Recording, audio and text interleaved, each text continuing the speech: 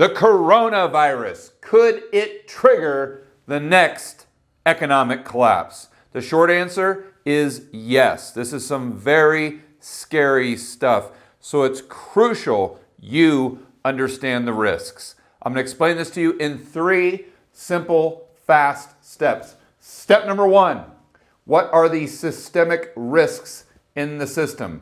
It starts off, of course, with the Federal Reserve dropping interest rates to 0 for 10, 12 years. That ZIRP, zero interest rate policy. Editor, go ahead and throw up that chart really quick. That creates a massive problem for the pension funds, just like the pension funds in your state that are most likely bust. They have to get a 7% return. In order to do that, they look into the corporate bond market. This lowers the borrowing costs for the corporations. This takes corporate debt to all-time highs. What do they do with that money that they're borrowing from your state pension fund? They put it right into the stock market to buy back their own shares.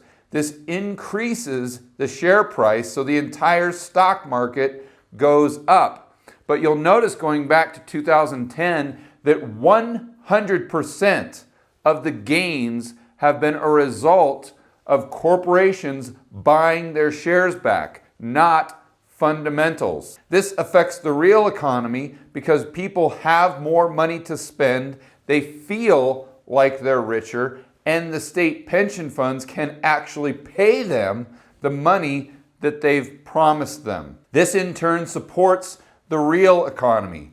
This entire system, if you want to call it that, then filters through into the housing market. If this is functioning properly, that is boosting home prices, which goes right back to the real economy, more spending, and the wealth effect.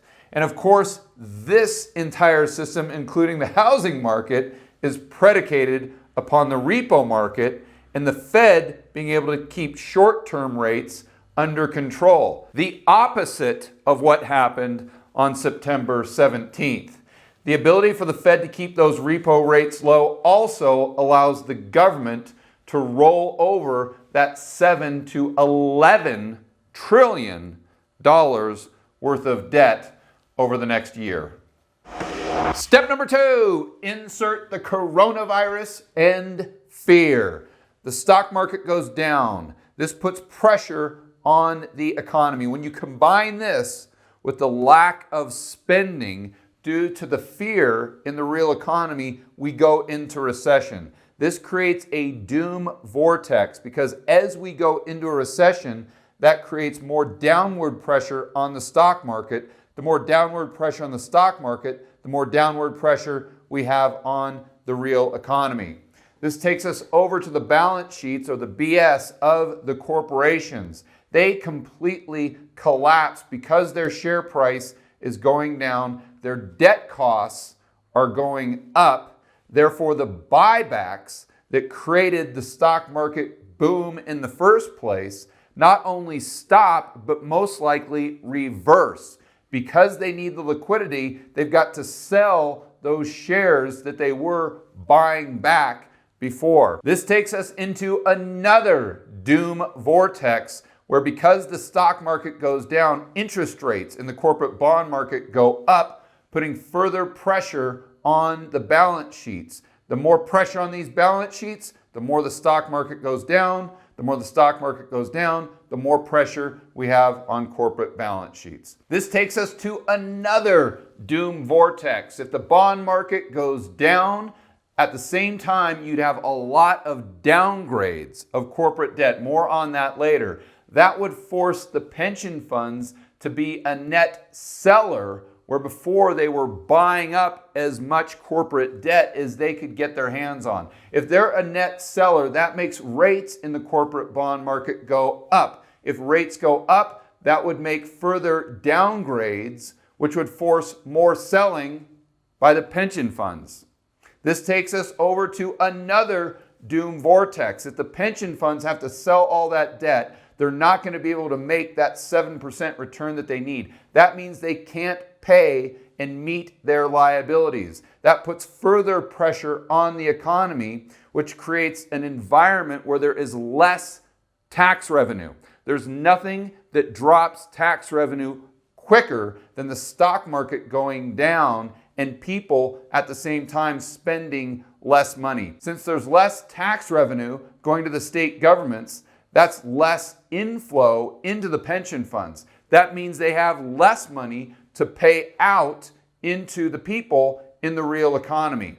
Well, but wait, there is more. Let's go back to the corporate bond market. You have two types of corporate debt: investment grade and junk debt. Most of the pension funds can only buy investment grade. So if you get a lot of downgrades, that's going to force the majority of this debt down into junk status. Your main buyer of corporate debt is then gone. If that demand is gone, that makes interest rates on this corporate debt go to the moon. This is one of the main catalysts of everything that's going on over here. In my opinion, the Fed would have to come in and bail out the corporate bond market by buying that debt to keep those interest rates low.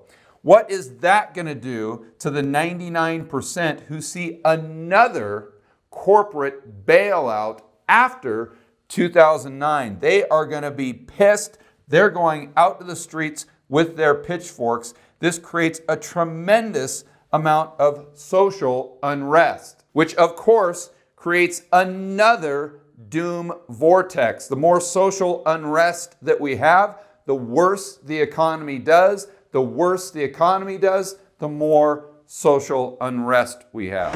Step number 3, we go from fear and countless doom vortexes to an actual code red.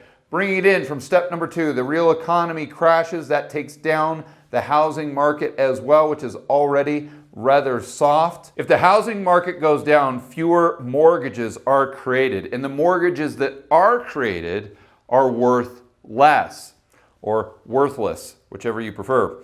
Goes to Fannie and Freddie. They churn them, put them together, create this sausage, and it comes out the other end as a mortgage-backed security. That's sucked up by the financial economy, but the amount of mortgage-backed securities and the value of those mortgage-backed securities in the financial economy is reduced. So if we had 1 trillion in mortgage-backed securities before, now we've only got 500 billion. And these are not exact numbers. I'm just using them to illustrate the point. If we have fewer mortgage-backed securities, that means we have less collateral for the repo market. The less collateral that we have in the repo market, the more money the Fed has to inject into that market to bail out short-term rates. If they don't do that, then the government goes bust. So in other words, when they bail out the repo market by printing all of this funny money and expanding their BS, that in essence is bailing out the government. Because as we talked about last week with Luke Groman, the government has all this debt that they have to roll over short term. So they can't afford to pay higher interest rates on the short end of the yield curve. So again, that is a government bailout. But if the Fed is expanding its BS, like we learned last week, that has the tendency to actually increase interest rates at the long end of the curve. If interest rates increase at the long end of the curve, that will increase the severity of the doom vortex we outlined in step number 2, which will make the economic collapse that much bigger. What it boils down to is the Fed will have 2 alternatives. Number 1, they can blow up the economy by bailing out the repo market and the government, or they can blow up the economy by not bailing out the repo market and the government. So what can you do to protect yourself and prepare? First and foremost, you're already doing it. By watching videos like this, you are educating yourself so you are more aware of the fragility of the economic environment that we live in today. Number two, you can always own a little bit of gold. Number three, we've got to all pray that this coronavirus is contained and it doesn't become a pandemic. On that note, I want to make sure I'm very clear. Although this is a possibility, the probability of this getting out of hand is very, very low. For more content that'll help you build wealth and thrive in a world of out-of-control central banks and big governments, check out this playlist right here, and I will see you on the next video.